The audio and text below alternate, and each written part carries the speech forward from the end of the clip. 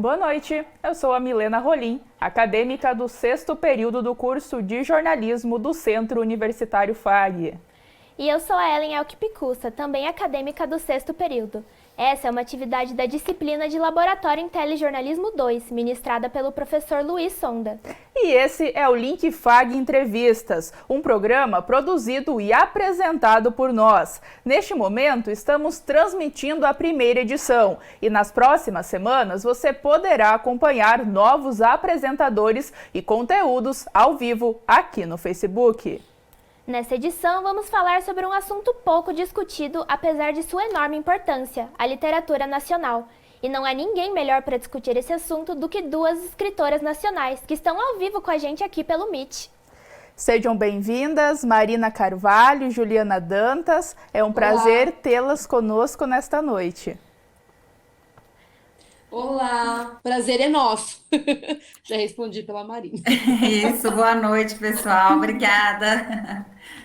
Bom, para a gente começar, eu queria que vocês falassem um pouquinho sobre vocês, para o pessoal que está assistindo em casa. Aí, a Marina pode começar? Sim, posso. Pois é, eu sou a Marina Carvalho, sou de Minas. Minha cidade, onde eu moro atualmente, se chama Ponte Nova, é perto de Ouro Preto. Aqui eu trabalho como professora de língua portuguesa e literatura na educação básica e divido meu tempo como escritora também. Já são 13 livros publicados desde 2013. Muitas experiências literárias que eu faço por aí afora, né, como escritora, como leitora e professora também, por me dedicar muito ao processo da literatura, especialmente a literatura nacional. Você, Juliana, conta pra gente, quem é a escritora Juliana Dantas? Eu escrevo já desde 2006, mas eu escrevia para mim, né, como hobby, escrevia fanfic, coisas assim. E eu comecei a publicar na Amazon em 2016, então eu sou escritora há quase 5 anos profissionalmente, né? E eu sou autora independente, eu publico meus e-books na Amazon, né, em forma de e-book no Kindle. E eu também tenho alguns livros lançados por editoras, como No Silêncio do Mar, pela HarperCollins. E atualmente a escrita é a minha atividade principal. E você é de qual cidade, Juliana? São Paulo, eu São sou de Paulo é São Paulo. paulista. Eu sou paulista de São Paulo. E eu escrevo romance, mas nem falei do que eu escrevo. Eu escrevo ficção, eu escrevo romance voltado para mulheres. Perfeito. Beleza. Marina, você pode contar pra gente como que foi a sua primeira experiência com a publicação de livros? Foi muito inusitada, porque eu nunca me imaginei escritora. Eu sempre escrevi desde criança, meu passatempo era escrever, criar histórias, eu reinventava finais de novela, de malhação, era meu passatempo reinventar a história alheia para poder me divertir. Mas eu nunca me imaginei escritora. Então, eu cheguei a cursar jornalismo, eu trabalhei como jornalista durante um tempo, porque eu acreditava que o jornalismo supriria a minha necessidade de escrever profissionalmente, mas não foi bem assim que aconteceu. Eu acabei migrando para a área de educação, e foi na área de educação que eu descobri literatura juvenil por meio de autoras brasileiras contemporâneas. E muito motivada pelos meus próprios alunos, eu revisitei a escrita criativa que eu tinha deixado para trás há muitos anos. E em 2011, eu me propus a escrever uma história para tentar a publicação. E foi aí que eu submeti meu primeiro original a algumas editoras, e pouco tempo depois, uma delas aprovou o manuscrito e decidiu publicar. E foi em 2013 a publicação desse primeiro livro, Simplesmente Ana, que abriu as portas para o mercado literário nacional, para mim. Que bacana. E você, Juliana, quais foram seus primeiros passos para ser uma escritora independente? Como eu falei, eu sempre escrevi para mim, eu sempre quis ser escritora desde adolescente, eu queria escrever. Então, mas eu achava que eu não sabia escrever, porque é difícil, né, você começar ali, você botar uma frase atrás da outra, assim, eu tinha muitas ideias, aí eu botava no caderno lá as ideias, mas eu não sabia desenvolver um livro, não sabia nem por onde começar, embora eu fosse uma leitora ávida, né? E aí, assim como a Marina, a gente vai seguindo alguns caminhos que são parecidos, né? Assim, para que não seja como escritora, mesmo porque isso era a década de 90 e não tinha Amazon, não tinha produção independente, nada. Então eu sabia que era difícil, sei lá, ter que escrever um livro, mandar para uma editora, a editora aceitar, né? Era algo para mim muito surreal, assim, era um sonho muito longe, muito longe. E aí eu fui fazer faculdade de produção editorial e eu cheguei a estudar 4 anos, mas não me formei porque eu era jovem, achava que tinha o tempo inteiro, então eu era bem vagabundo na faculdade. E depois eu fui fazer letras porque eu achei que letras ia ensinar a escrever. Eu era tão tonta que eu achava que eu ia fazer letras, ia chegar lá e ia ter um curso de escrita criativa e não tem isso em inglês. Malemar, eles te ensinam redação, né? E gramática. Eu achei uma chatice. E aí eu saí, acabei indo trabalhar com outras coisas, mas eu sempre tive essa vontade de trabalhar com livros. Eu queria trabalhar numa editora, era meu sonho de princesa trabalhar em editora.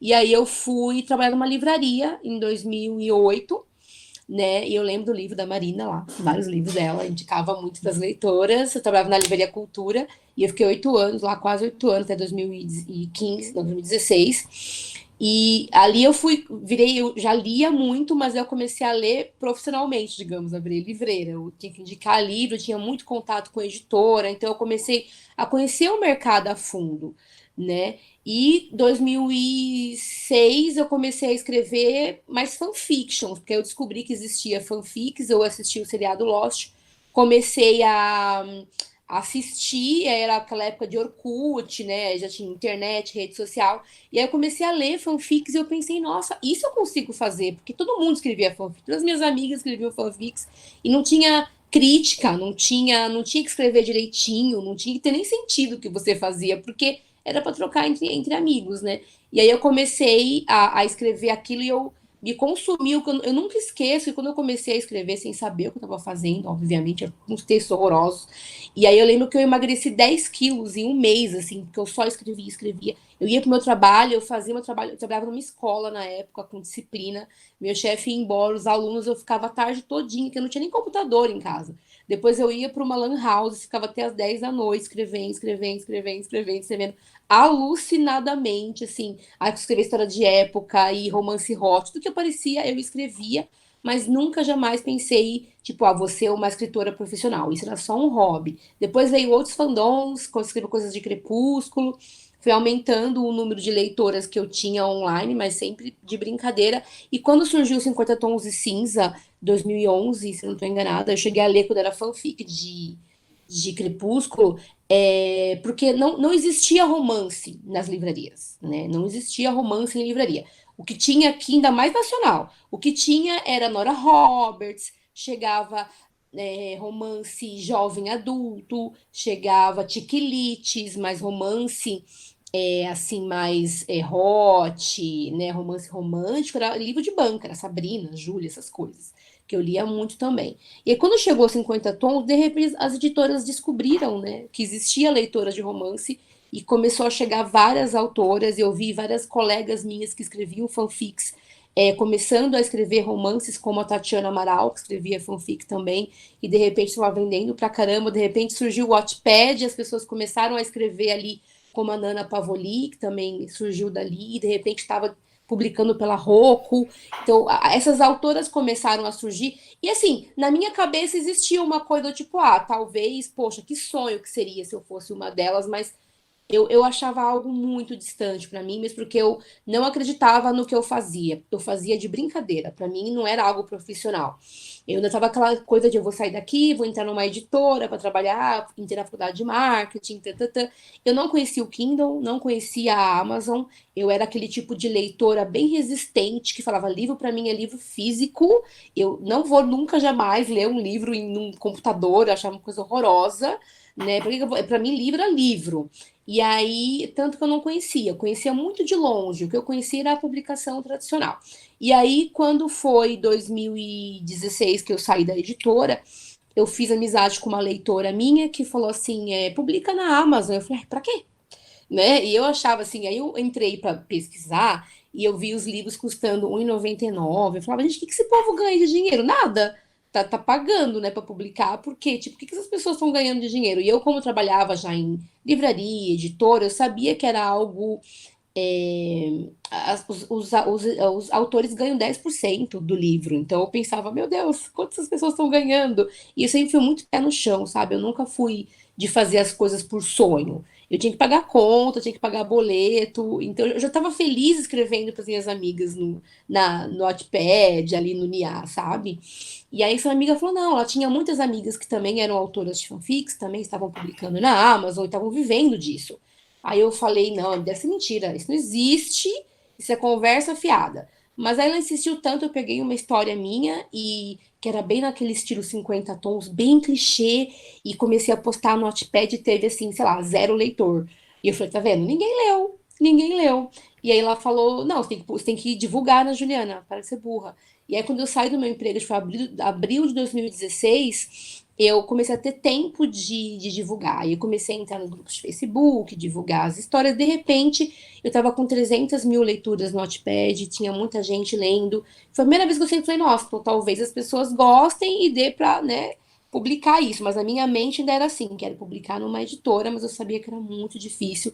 Comecei a procurar editores que a gente paga para publicar, né, publicação compartilhada, e era assim, um dinheiro absurdo, tipo 15 mil reais. 20 mil reais, a gente não tem esse dinheiro, né? E amiga, publica na Amazon, eu super resistente, porque para mim, eu já tinha minhas histórias online, eu não queria cobrar para alguém ler online, para mim era uma coisa muito, muito boba.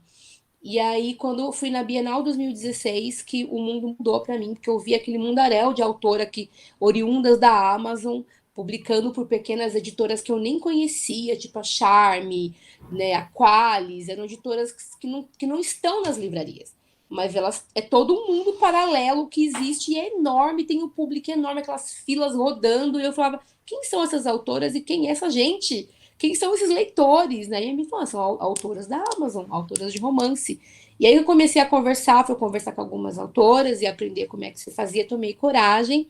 E em novembro de 2016 eu publiquei esse meu livro que estava no Wattpad, eu publiquei na Amazon e ele chegou em primeiro lugar dos livros eróticos, em terceiro lugar da lista geral, né? E 5 meses depois eu saí do meu emprego, porque eu tinha entrado numa editora, no meu sonho, mas era uma editora de livros que não tinha nada a ver com o que eu gostava de fazer, que era edições de livros africanos que eu não conhecia muito bem. Fui trabalhar com a parte comercial, estava bem feliz. E aí, 5 meses depois de publicados na Amazon, né, abril de 2017, eu já tinha 3 livros, 3 títulos lançados, acho que foi isso, 3 títulos lançados. Aí o meu terceiro título chegou ao primeiro lugar, bateu o primeiro lugar na Amazon, e aí eu pensei, agora vai, gente, não é possível que não vai.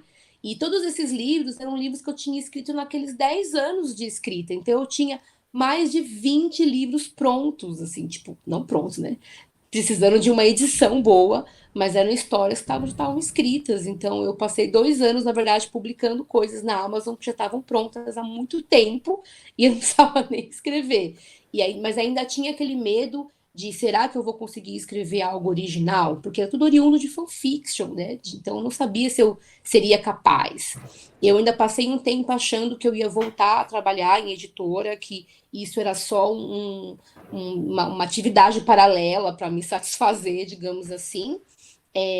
Mas eu acabei não voltando, porque eu ia publicando os livros, ia vendendo, ia dando certo, eu ia tendo cada vez mais leitores. Aí eu conheci o meu agente, ele entrou em contato comigo, né, quis me agenciar, que é o Felipe Colbert, e aí na semana seguinte a HarperCollins me chamou para publicar um livro lá, foi em julho de 2018, de 2018, e aí a editora entrou em contato, e foi o primeiro livro que eu escrevi, livro original, foi No Silêncio do Mar, que eu escrevi para a Harper, já tinha um contrato assinado e tive que escrever o que a gente tinha combinado que eu ia escrever. E foi super desafiador, mas deu certo, né? E não parei mais, gente. Aí, a partir daí, eu era uma escritora em tempo integral, fazendo isso sozinha. E a gente sabe que a vida de escritora não é fácil, né? Marina, vou perguntar para você, já que você tá aí quietinha, como que você avalia a circulação e distribuição das publicações de editoras independentes? Eu não tenho experiência com editoras independentes. O único livro que é 100% independente é o Augusto do Chefe, que eu publiquei na Amazon em janeiro de 2017. Foi um processo de espera durante um período muito difícil para mim, que foi a escrita dos meus 2 romances históricos. E eu estava assim muito desgastada por conta das pesquisas, pela dedicação à história, e eu resolvi escrever um conto mais hot, assim, diferente um pouco do meu estilo, e publicar na Amazon. Então, essa experiência de distribuição em livraria, eu nunca me inteirei muito bem disso, porque os meus outros livros, os que foram publicados impressos, pertencem a algumas editoras que fazem essa distribuição. Algumas distribuem melhor, outras têm um pouco de dificuldade. A Juliana deve perceber isso quando vai a livrarias, ela já trabalhou lá, que a gente entra, procura os livros, às vezes eles estão escondidinhos ou precisam ser encomendados para que o leitor possa ter acesso. E isso bate uma frustração gigante no autor, porque tudo que ele quer é dar de cara com o livro bem exposto na vitrine, na entrada da livraria, para que todo mundo possa ver. E se não te conhece, passar a conhecer por meio da exposição, porque o que as editoras nacionais fazem muito, e os independentes também, é investimento em capas, né? E as capas são muito chamativas, elas têm um apelo muito forte. O meu primeiro livro, que foi o Simplesmente Ana, eu era completamente desconhecida, eu nunca tive nenhuma relação com o mercado editorial antes de publicar Simplesmente Ana, então muito leitor comprou meu livro pela capa, que estava ali exposto na livraria, e pessoas pensavam que eu era uma escritora internacional, que eu não fosse brasileira, e compravam pela capa e pela ideia de que eu era, sei lá, americana, apesar desse nome muito... Portuguesa, talvez. Eu morria de rir das mensagens que eu recebia, porque, você é brasileira. Não só brasileira, como do interior de Minas. Mas, então, assim, a distribuição é uma coisa que pesa muito no momento da publicação de um livro, porque a gente espera muito alcançar vários leitores, inclusive aqueles que não nos conhecem por meios digitais, né? Pelo universo virtual. Mas, por outro lado, eu posso dizer que as editoras que publicaram meus livros até agora têm feito um trabalho bacana. Vez ou outra, a gente precisa dar uma cutucada, mas tem sido bom, tem sido bom. Que bacana. Eu acredito que uma das vantagens de fazer parte desse universo, seja dos escritores independentes ou não, né? Como a Marina já comentou, né? Essa experiência um pouco mais restrita que ela teve com essa parte da escrita independente, mas eu acho que uma das vantagens é esse contato mais direto com os leitores que as redes sociais proporcionam, né? Como antes a Juliana comentou, né? Como as redes sociais facilitaram ali para ela começar a divulgar os seus escritos, enfim, mas tem esse lado também do contato com os leitores, né? Como que é a relação de vocês com os leitores através das redes sociais? Tem esse facilitador? Como que é para vocês? Pode começar, Juliana. Sim, né? Hoje em dia é tudo, né? Basicamente tudo, mesmo porque, como a Marina falou, se você é um autor que publica por editoras, que tem uma distribuição, tem aquela coisa, não é porque você publicou por uma editora que você vai conseguir ver seu livro numa livraria, mesmo porque hoje quase nem tem mais livraria, né? Porque fecharam várias. Então nem dá muito pra gente contar muito com, né?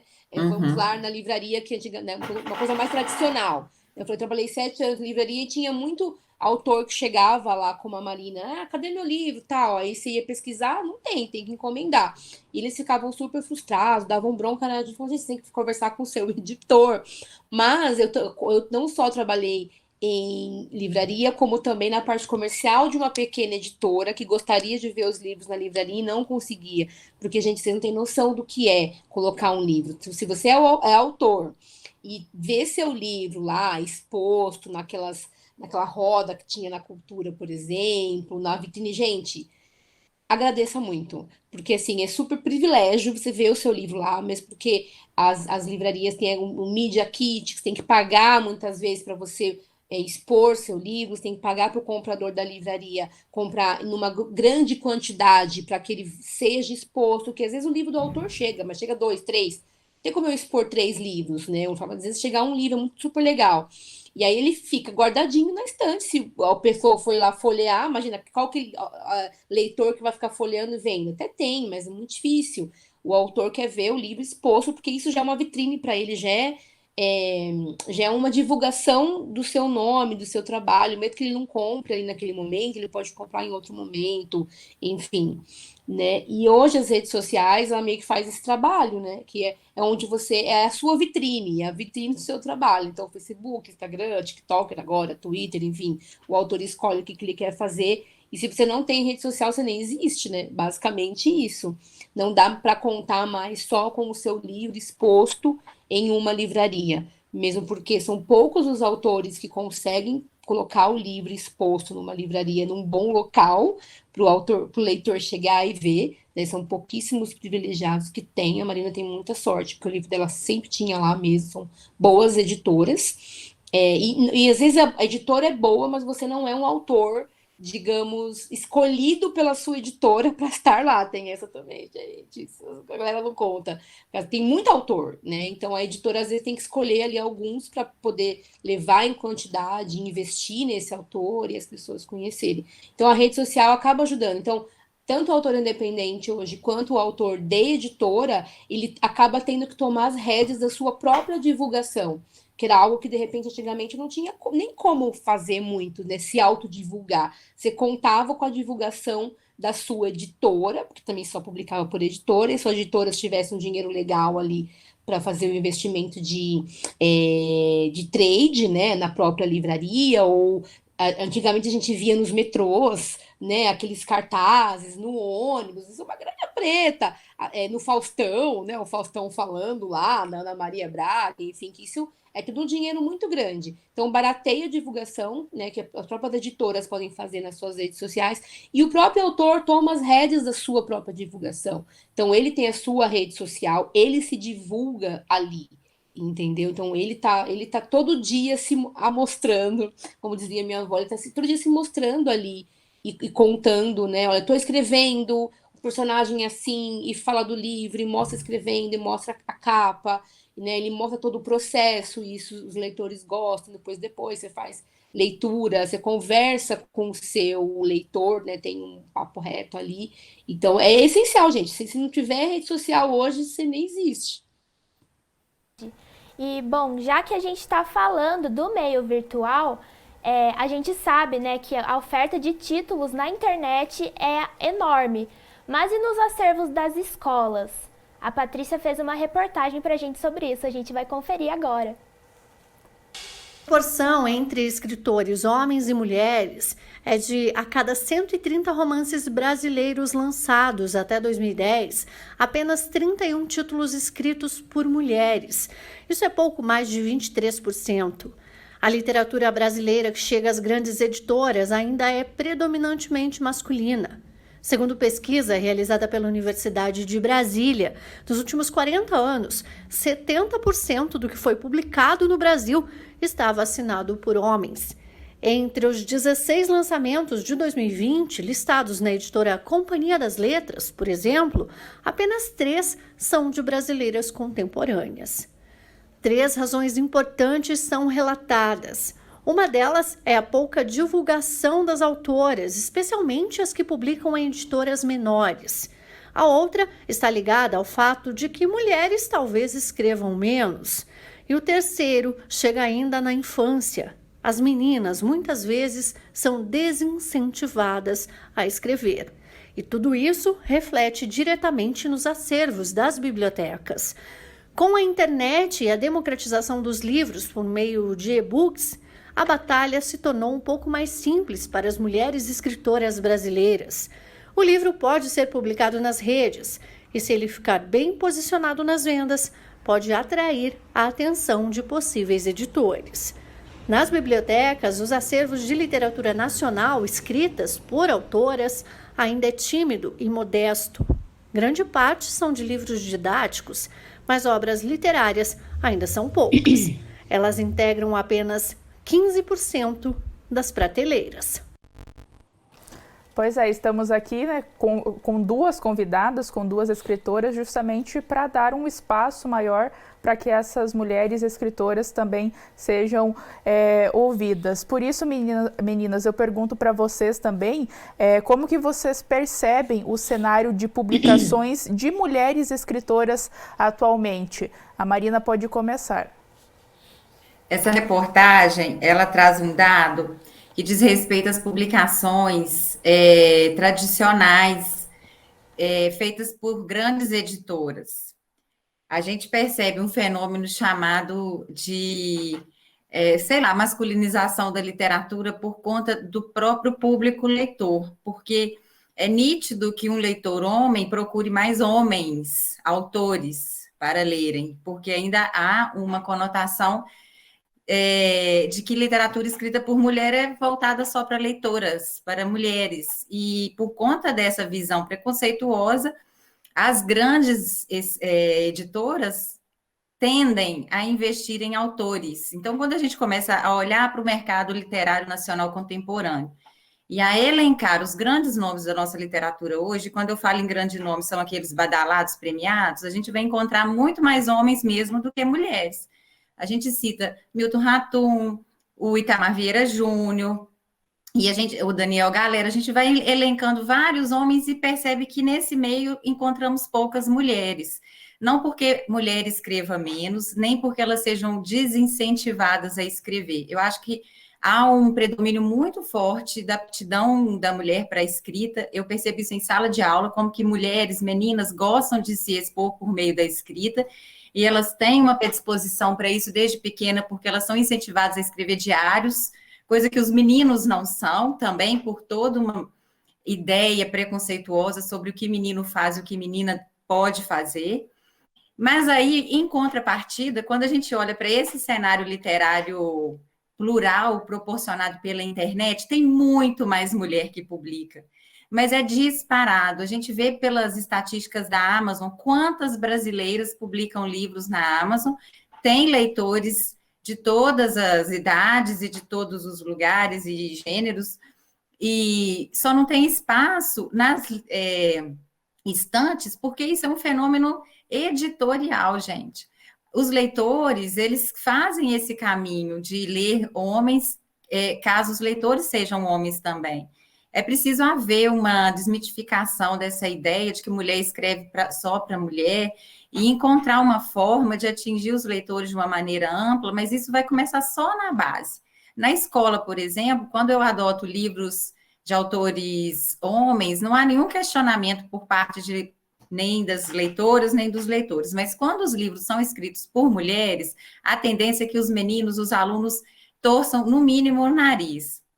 Esse livro não deve ser para menino, porque foi escrito por uma mulher. Então, é um trabalho de desconstrução e reconstrução de um estereótipo que está arraigado, enraizado. A gente senta nos bancos das universidades, as universidades também propagam em muitos aspectos essa ideia. Há pouco tempo, fazendo um curso, uma disciplina de mestrado na Universidade Federal de Viçosa, uma professora delimitou esse campo de maneira muito preconceituosa, e aquilo me deixou muito incomodada, porque numa universidade essa ideia já tinha que ter sido revista, já tinha que ter sido reconstruída, né, para que as pessoas perdessem de uma vez por todas essa ideia de que tem literatura para homem e literatura para mulher. Quem sai perdendo é o leitor, obviamente, quem sai perdendo é o ser humano, que não abre espaço para todas as possibilidades, porque a literatura não tem gênero, não tem nada, literatura tem gênero literário. Você pode se identificar com o gênero literário A, B, C, mas o leitor, ele não deveria ser compartimentalizado em grupos que podem ler determinadas histórias escritas por mulheres ou só por homens. Juliana, você trabalha, né, como escritora 24 horas. Eu queria saber como que você consegue superar o bloqueio literário, a procrastinação, as inseguranças. Eu não consigo. Né? Até eu acabei de postar até um memezinho no meu Instagram sobre isso. É muito difícil, porque assim, quando eu escrevia por hobby, eu escrevia quando eu queria. Então, eu escrevia, às vezes, uma vez por mês. Às vezes, eu passava 3 meses sem escrever. E, às vezes, eu passava, todo dia eu escrevia. Às vezes, pegava as férias, cheguei a pegar férias todinhas só para escrever uma história toda, né? Mas era porque eu queria, que eu estava com vontade, estava inspirada, né? Tinha uma história boa na cabeça. Mas quando você começa a fazer isso por trabalho, existe sim uma obrigação de que você coloque livros constantemente.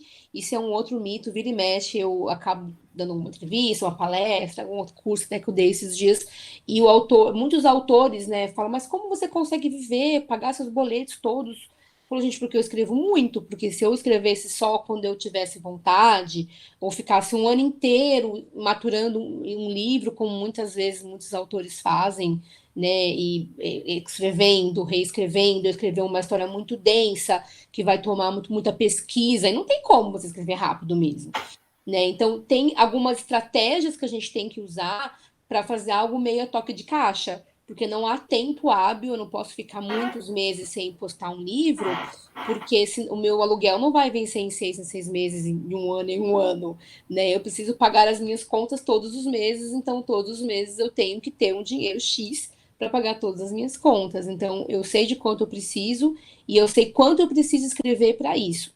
Então, acaba assim, é um trabalho que eu faço com amor, mas é um trabalho que eu tenho que fazer constantemente. E não é fácil, a gente que trabalha com criatividade, a gente está sempre no mood ali de hoje estou super criativa, hoje estou super inspirada e vou escrever pra caramba. Tem dias que não sai, é muito difícil. Então, a luta constante da minha vida, a história da minha vida, é eu tentando estabelecer rotinas de escrita que funcione e o livro saia, né, no tempo hábil que ele tem que sair. Mas é muito difícil, eu vivo mudando isso, eu vivo tentando estratégias e porque não é fácil. Isso é muito para mim, e eu sei que tem muitas autoras e autores que são como eu, mas eu sei também que tem autores que driblam isso super fácil. Tem uma autora chamada Mari Salles, que eu costumo falar que ela é o exemplo do suprassumo ela escreve livros em 15 dias, e ela escreve 2 livros por mês, e ela escreve todos os dias 5.000, 6.000 palavras. E ela é casada e ela tem 2 filhos pequenos, né? Nem desculpa, porque eu sou solteira e não tenho filhos, não consigo escrever isso. Mas é o jeito que a mente dela funciona. Então, um dia eu fiz uma entrevista com ela no Instagram, e aí eu descobri que ela é de exatas. Eu falei, tá explicado, meu bem. Tá explicado. O seu cérebro não é de humanas, igual a gente, que é a maioria dos escritores. Ela é formada em TI, ela trabalhou durante muitos anos com TI, de repente ela resolveu começar a escrever. Então, o cérebro dela funciona de uma maneira muito analítica, muito certinho, de planilhas, de números, e a questão da disciplina também, se você tiver disciplina, tudo fica muito mais fácil, né? Mas não é fácil. Eu acho que para quem é autor bicho grilo, tipo eu, assim, que só quer escrever quando tá bem inspirado, é uma luta constante de todos os dias de tirar um tempo e colocar isso como prioridade, porque a questão também, quando a gente é independente, de editora também hoje em dia é assim, mas acho que independente é um pouco pior, porque, por exemplo, eu faço meus livros físicos também, isso é um trabalhão, então eu falo, eu sou uma editora, então eu tenho que escolher a diagramadora, escolher o estilo de diagramação, tenho que mandar revisar, editar, tenho que mandar fazer a capa, tenho que vender no meu site, eu tenho que distribuir esse livro, que é a parte mais chata que tem de você mandar para os correios, logística, e dar problema de entrega, você tem que resolver. É um trabalhão todo que eu tenho, fora o trabalho de escrever e botar na Amazon, e fora ter que fazer a divulgação. Então, eu estou o tempo inteiro trabalhando, não é só com a escrita. Porque eu falo, se fosse só a escrita, estava até bom. Mas tem a escrita e todos os outros trabalhos que o autor independente tem que fazer também, que quando a gente tem a ajuda de uma editora, por exemplo, para distribuir esse livro para a gente e para fazer essa parte de produção, já é ali, já dá uma respirada, né? Embora eu adore ser independente, porque tudo sai do meu jeito. Quando tá numa editora, você tem, né, existe um editor que você tem que confiar no trabalho dele, porque ele acaba escolhendo a sua capa, o modelo, estilo, projeto gráfico. O máximo que vão falar é tipo, tá tudo bem para você isso aqui? E você é melhor falar que tá tudo bem, né? Porque ninguém quer trabalhar com gente chata. Mas quando é independente, a gente se acostuma a fazer tudo. Então, a capa do meu jeito, a parte gráfica do meu jeito, tudo do meu jeito. Então, é gostoso também, por esse lado. nós acabamos de falar sobre o cenário das mulheres escritoras, né, atualmente, sobre a desigualdade de gênero na literatura. E agora, para mergulharmos um pouco mais no tema, nós vamos conferir uma reportagem da Gabriela Donato, que mostra como o incentivo à leitura desde cedo pode transformar o futuro. A literatura é uma matéria obrigatória nos colégios brasileiros, e as leituras indicadas variam entre autores nacionais e também autores internacionais. De acordo com a pesquisa de Regina Dal Castegni, 72% dos livros publicados no Brasil são escritos por homens, sendo que alguns deles são cobrados nas salas de aula. Mas, e a porcentagem das autoras mulheres brasileiras? Será que elas também são lidas nas escolas? Amanda é professora de um colégio de Cascavel e conta como essas escritoras são inseridas na leitura dos adolescentes e crianças nas escolas. Sobre autores contemporâneos nacionais, fala-se muito pouco. Geralmente, a impressão que as pessoas têm é que todo mundo que um dia escreveu literatura já não está mais entre nós. Então, é muito engraçado, né? Porque quando você diz que você é escritora, que você tem uma obra de contos, as pessoas se assustam. Porque a ideia a situação que eu tenho percebido é a seguinte: a literatura ela é passada, mas com base nessas estéticas, nesses movimentos literários, e não se dá atenção ao que é contemporâneo. Apesar do incentivo pelos professores, o Brasil perdeu nos últimos 4 anos 4,6 milhões de leitores, segundo a pesquisa Retratos da Leitura no Brasil. De 2015 a 2019, a porcentagem de leitores caiu de 56% para 52%. Apesar das escritoras nacionais não terem o destaque e reconhecimento que merecem, elas são de grande importância para perpetuar e incentivar novas escritoras no Brasil, como é o caso de Laura Garcia, de 14 anos, que ainda aos 11 escreveu seu primeiro livro. Ela falou: mãe, vamos escrever livro. Assim, do nada. Eu falei: tá.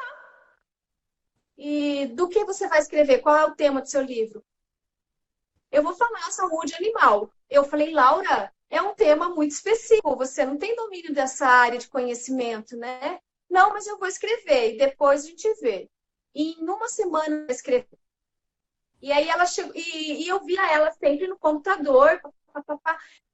Se eu continuar escrevendo, talvez algo relacionado a romance, porque eu sou viciada em ler romance. E eu amo, então acho que algo para esse lado.